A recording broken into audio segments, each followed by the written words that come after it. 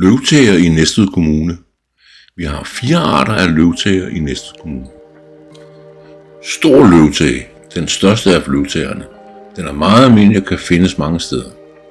Især i skovlysninger, hvor den sidder frit fremme på bladene. Hvis den bliver forstyrret, dumper den ned i skovbunden. Kendes på sin størrelse og de udstående skuldre. Kan findes næsten hele året. Den overvintrer dybt i skovbunden blandt løvdækket. Almindelig løvtæge. En art, der er knyttet til birk og pil, der flyver rundt og kan sagtens træffes især i skovlysninger. Den er meget almindelig, kan bankes ned fra bladmassen for næsten alle løvtræsarter. Arten overvintrer i det visne løv under birk og pil, hvor den kan findes, hvis man roder lidt rundt i bladene. Ligner lidt stor løvtæge, men er mindre og har ikke udstående skuldre.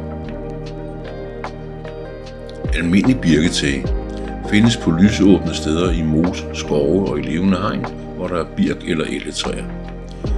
Findes hovedsageligt på birk og gerne på undersiden af bladene. Den overvintrer ligesom de andre løvtæger i bladfølgen under værtstræerne. Den kan være svær at kende for tandet birketæge, som dog ikke er kendt for Næstved Kommune, men herom senere. Slank enebærtæge. Knap så almindelig som de foregående 3 arter, men kan findes på egnede steder. Som navnet siger, holder de til i og omkring enebærbuske. Man kan også finde den, hvor der er cypresser eller thujaer. Kan minde lidt om almindelig løvtæge, kendes dog på de boomerangagtige tegninger på dækvingerne. Tandet birketæge. Arten er endnu ikke registreret i Næstved Kommune.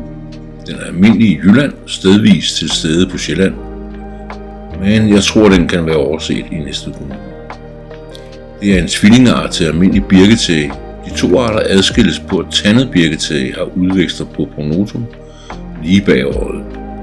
Den lever lige som sin tvilling, hovedsageligt på birk og el. Den overvintrer som voksen individ. Vil her udlove en præmie, en dansk vand med brus og en kanelgiffel til den, der først registrerer tandet birketæge i Næstved Kommune på arter.dk. Og linker til observationen i en kommentar her til videoen.